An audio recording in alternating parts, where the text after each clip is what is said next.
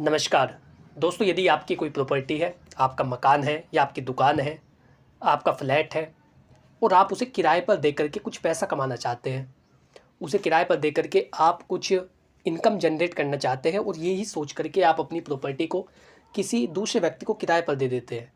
वह व्यक्ति उसे बरतता है, उसका इस्तेमाल करता है, उसके बदले में आपको एक राशि जो प्रतिमाह की तय की जाती है वो आपको चुकाता है या आपको देता है। लेकिन क्या आपको पता है कि वही व्यक्ति आपकी संपत्ति पर कब्जा भी कर सकता है? वह व्यक्ति संपत्ति का मालिक भी बन सकता है।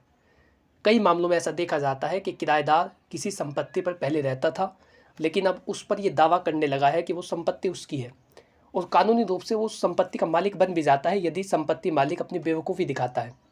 तो ऐसा कौन सा प्रावधान है कि किराएदार को मालिक बना देता है और संपत्ति मालिकों को नुकसान होता है? और इस वीडियो को देखना इसलिए भी ज़रूरी है क्योंकि यहाँ पर 1-2 रुपये की बात नहीं है। कई बार व्यक्ति की जीवन भर की कमाई होती है, जीवन भर की आपकी कमाई आप इकट्ठा करके किसी प्रॉपर्टी को खरीदते हैं और आपने उसे किराए पर दे दी है और जो आपने किराए पर दी है वही किराएदार उस पर अपना मालिकाना हक जताने की कोशिश करता है। तो कैसे उस व्यक्ति से बचा जाए और अपनी प्रॉपर्टी को किराए पर देते समय किन बातों का ध्यान रखें, और यदि आपने किराए पर दे रखी है तो तब भी आपको क्या क्या बातें ध्यान में रखनी है ताकि कोई भी किराएदार संपत्ति पर अपना दावा ना कर सके। विधिवार्ता के इस खास एपिसोड में आपका स्वागत है, जहां पर बात की जाती है आपके अधिकारों की, उन कानूनी प्रावधानों की जो आपके जीवन को पूरी तरीके से बदल सकते हैं। यदि आप चैनल पर पहली बार आए हैं तो आज ही सब्सक्राइब कर ले ताकि इसी प्रकार की महत्वपूर्ण वीडियो आप तक पहुंच सके। और इसी के साथ यदि आप अपने मामले पर मुफ्त में कोई जनरल गाइडेंस, कोई सलाह चाहते हैं तो स्क्रीन पर दिए गए नंबर पर अपनी कानूनी समस्या का व्हाट्सअप करें, बहुत ही जल्द आपको उसका उत्तर दिया जाएगा। चलिए दोस्तों, हम बात करते हैं कि एक किराएदार कब संपत्ति का मालिक बन जाता है। इस वीडियो में मुख्य रूप से मैं आपको 3 सवालों के जवाब दूंगा। सबसे पहला है, क्या किराएदार लंबे समय तक रहने के बाद संपत्ति पर हक जता सकता है? दूसरा सवाल है, क्या मकान मालिक को किराएदार को बेदखल करने का अधिकार है? क्या वो उसे बेदखल कर सकता है कि तुम मेरे घर से या मेरी दुकान से मेरे फ्लैट को खाली करो? क्या ऐसी बात संपत्ति मालिक कह सकता है? तीसरा है, कानूनी तरीके से किराएदार से बचने के लिए क्या करें? तीनों सवालों के जवाब इस वीडियो में मैं आपको देने वाला हूँ। सबसे पहला और बड़ा सवाल, क्या किराएदार संपत्ति का मालिक बन सकता है? जब भी आप अपनी प्रॉपर्टी को किसी अन्य व्यक्ति को किराए पर देते हैं तो ये सवाल आपके मन में आना स्वाभाविक है। क्या किराएदार उस पर दावा करेगा या उसका मालिक बन सकता है? तो आमतौर पर कोई भी किराएदार संपत्ति की जो मालिक है, जो संपत्ति का मालिक है, उसकी अनुमति के बगैर संपत्ति का मालिक नहीं बन सकता। इस बात को आप ध्यान रखिए कि आपकी अनुमति के बगैर वो संपत्ति का मालिक नहीं होगा। लेकिन अगर कोई किराएदार लंबे समय तक बिना किराया दिए और बिना मालिक की आपत्ति के उस संपत्ति में रह रहा है तो वो एडवर्स पोजीशन का दावा कर सकता है। क्या बात कही गई? यदि आपकी संपत्ति पर कोई व्यक्ति आपकी अनुमति के बगैर रह रहा है, आपको किराया नहीं दे रहा है, आप उस पर कोई आपत्ति नहीं दिखा रहे हैं, तो फिर वो व्यक्ति एडवर्स पोजीशन के तहत दावा कर सकता है। इसी के साथ अगर किराएदार बिना मकान मालिक की इजाज़त के 12 साल से ज़्यादा समय तक संपत्ति पर काबिज रहता है, वो 12 साल से उस पर कब्जे में है, उसके कब्जे में उस संपत्ति है और मालिक उसे बेदखल करने के लिए कोई कानूनी कदम नहीं उठाता, तो किराएदार संपत्ति का कानूनी मालिक बन जाता है। क्या समझा आपने? यदि आपकी प्रॉपर्टी कहीं पर स्थित है और आपने उसे किराए पर दे रखा है और आप उससे किराया नहीं ले रहे हैं या फिर आप कोई आपत्ति नहीं दिखा रहे हैं कि दूसरे व्यक्ति ने मेरी संपत्ति कब्जा ली है और उस व्यक्ति को वहाँ पर रहते समय वहाँ पर रहते हुए उस व्यक्ति को 12 साल हो चुके हैं उस संपत्ति को बरतते हुए, तो ऐसे में जो किराएदार होगा वो संपत्ति का मालिक हो जाएगा। दूसरा बड़ा सवाल है, किराएदार मालिक बनने के लिए दावा किन स्थितियों में कर सकता है? जो किराएदार है, जिसे आपने अपनी प्रॉपर्टी को किराए पर दे रखा है, वो व्यक्ति कौन कौन सी कंडीशनों में दावा कर सकता है कि संपत्ति मेरी है? तो सबसे पहले, किराए का भुगतान न करने के बावजूद मालिक चुप रहे। आपको किराएदार पैसा नहीं दे रहा है, जो किराया आपसे तय हुआ था उस भुगतान को नहीं कर रहा है, आपको किराया नहीं चुका रहा है, लेकिन आप चुप हैं। अगर मकान मालिक किराएदार से किराया नहीं मांगता और उसे बेदखल करने की कोशिश नहीं करता तो यह साबित हो सकता है कि किराएदार ने संपत्ति पर पूर्ण अधिकार जमा लिया है। यदि आपको पैसे नहीं दे रहा है और आप उसे कुछ कह नहीं रहे हैं तो ऐसे में वो संपत्ति उसकी हो सकती है और वो उस पर अपना पूर्ण अधिकार जमा सकता है और फिर न्यायालय में ये गुहार कर सकता है कि वो संपत्ति उसके नाम की जाए। तो हमेशा समय पर उससे किराया ले, समय पर किराया लेते रहे। यदि किराया नहीं देता तो उसके खिलाफ कानूनी कार्रवाई कराएं यदि आप अपनी संपत्ति को बचाना चाहते हैं। दूसरी ऐसी स्थिति है, यदि किराएदार ने 12 साल से अधिक समय तक कब्जा किया। अगर कोई व्यक्ति बिना किसी वैध किराए समझौते के 12 साल से अधिक समय तक संपत्ति पर काबिज रहता है तो वह एडवर्स पोजीशन का दावा कर सकता है। यदि आपने किराए पर किसी व्यक्ति को अपनी संपत्ति दे रखी है और वो 12 साल से वहाँ पर रह रहा है, तो ऐसे में वो उस संपत्ति का मालिक हो जाएगा यदि आप कोई भी आपत्ति नहीं दिखाते या फिर आप उसे किराया नहीं मांगते, मकान मालिक ने कभी आपत्ति न जताई हो। अगर मकान मालिक ने अदालत में कोई केस दायर नहीं किया और न ही किराएदार को हटाने के लिए कोई नोटिस भेजा, तो ये केस कमज़ोर हो सकता है।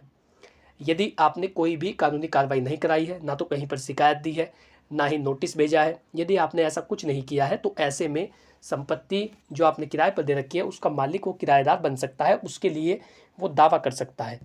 किराएदार ने खुद को संपत्ति की मालिक की तरह ही पेश किया, ये भी बहुत महत्वपूर्ण है। अगर किराएदार संपत्ति की मरम्मत करवाता है, टैक्स भरता है और खुद को संपत्ति का असली मालिक दिखाता है, तो वह कोर्ट में दावा कर सकता है कि अब संपत्ति उसी की है।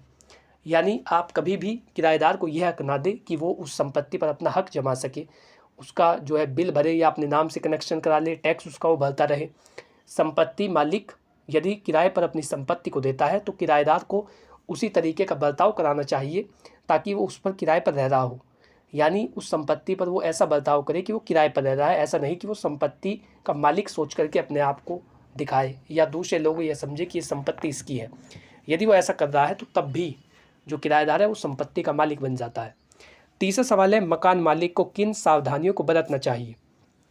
अब है सबसे महत्वपूर्ण कंडीशन, यदि आप अपनी प्रॉपर्टी को किसी अन्य व्यक्ति को किराए पर देना चाहते हैं तो किन बातों का ध्यान रखें, क्या क्या सावधानियां आपको बरतनी चाहिए। सबसे पहले ये बिना लिखित एग्रीमेंट के किसी को भी किराए पर ना रखें। हमेशा किराए के लिए एक लिखित एग्रीमेंट, रेंट एग्रीमेंट बनवाए जिसमें किराया अवधि और नियम स्पष्ट हो। किराया कितना रहेगा, कितने समय के लिए मकान या दुकान या फ्लैट किराए पर दिया जा रहा है और उसके नियम क्या क्या होंगे। यानी आप लिखित जब एग्रीमेंट बनवाएंगे तो आपके पास प्रूफ होगा और आप इसे कोर्ट में दिखा सकते हैं यदि किराएदार कुछ भी गलत करता है या फिर आपकी संपत्ति पर दावा करने का प्रयास करता है। यदि वो ऐसा कह रहा है कि संपत्ति मेरी है तो आप वो रेंट एग्रीमेंट दिखाएंगे कि इसके बीच और हमारे बीच ये एग्रीमेंट हुआ था जिसका एक प्रूफ है कि हमने इसे किराए पर दे रखी थी, तो ये संपत्ति हमारी है, वास्तविक रूप से हम इसके स्वामी हैं। तो इसीलिए आपके पास रेंट एग्रीमेंट होना या जो लिखित एग्रीमेंट है वो आपके पास होना ज़रूरी होता है। दूसरी सावधानी है, किराएदार से समय समय पर किराया लेते रहे। ये भी बहुत महत्वपूर्ण है कि आप उससे किराया लेते रहिए। अगर किराएदार नियमित रूप से किराया दे रहा है तो उसका एडवर्स पोजीशन का दावा खारिज हो जाएगा। यदि आप ये प्रूफ दिखा सकते हैं कि मैं इससे इतने समय से किराया ले रहा हूँ, ये मुझे इतने समय से हर महीने किराया देता आ रहा है और अब इसका दावा करना गलत है, तो उसका दावा खारिज हो जाएगा यदि आप इस बात को साबित कर देते हैं। तो समय पर किराया लेना भी बहुत महत्वपूर्ण है। समय समय पर किराएदार से लिखित अनुबंध नवीनीकरण कराए, यानी हर साल या 2 साल बाद रेंट एग्रीमेंट रिन्यू कराए और इसे स्टाम्प पेपर पर दर्ज कराए। उसे जो है उसका नवीनीकरण कराना भी बहुत महत्वपूर्ण है क्योंकि उसकी अवधि 11 महीने में समाप्त हो जाती है, इसीलिए आपको उसका नवीनीकरण कराना चाहिए ताकि वो मान्य हो। किराएदार को बिना चेक किए लंबे समय तक ना रहने दे, यानी अगर किराएदार 12 साल से अधिक समय तक रह रहा है तो उसे बेदखल करने के लिए कानूनी कार्रवाई जल्द शुरू करे ताकि वो संपत्ति पर कब्जा करना शुरू ना कर दे या फिर उस पर अपना हक जमाने ना लग जाए। संपत्ति पर कब्जा करने की कोई भी कोशिश को तुरंत रोकें। यदि आपको लग रहा है कि वो कब्जा कर रहा है या अपनी संपत्ति को, जिस संपत्ति में रह रहा है उसे अपना बता रहा है, उस पर अपना अधिकार जमा रहा है, तो उसे तुरंत खाली कराने के लिए एविक्शन सूट फाइल करें।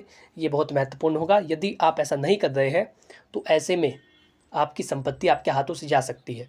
क्या मकान मालिक किराएदार को आसानी से बेदखल कर सकता है? अब आप ये जानिए, अगर किराएदार ने एग्रीमेंट की शर्त तोड़ी है तो मकान मालिक उसे आसानी से बेदखल कर सकता है।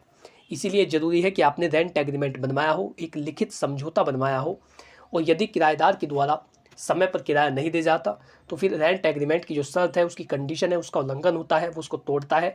ऐसे में आप उसे वहाँ से बेदखल कर सकते हैं। यदि वो किसी अन्य चीज़ का उल्लंघन कर रहा है जो रेंट एग्रीमेंट में लिखवाई गई है, उसकी शर्तों के अनुरूप नहीं चल रहा है, तो तब भी आप उसे वहाँ से हटा सकते हैं, उसका एविक्शन करा सकते हैं।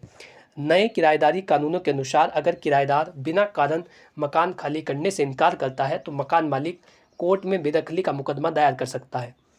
अगर किराएदार 6 महीने से ज़्यादा किराया नहीं चुका रहा है तो जो मकान मालिक है उसे निकाल सकता है।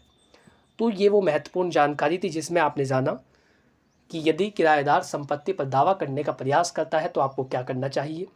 अपनी संपत्ति को, मकान को, दुकान को, फ्लैट को जब भी आप किराए पर दे रहे हैं तो किन चीज़ों का ध्यान रखना चाहिए ताकि किसी भी व्यक्ति के द्वारा आपकी संपत्ति पर दावा ना किया जा सके। यदि आपका इससे संबंधित कोई भी सवाल हो तो बिना किसी संकोच के कमेंट बॉक्स में लिखिए। यदि आप चाहते हैं अपने मामले पर व्यक्तिगत रूप से कोई सलाह लेना तो उसके लिए स्क्रीन पर दिए गए नंबर पर व्हाट्सअप करें अपनी कानूनी समस्या का, बहुत ही जल्द आपको उसका भी उत्तर दिया जाएगा। Thanks for watching this video. अपना कीमती समय देने के लिए धन्यवाद।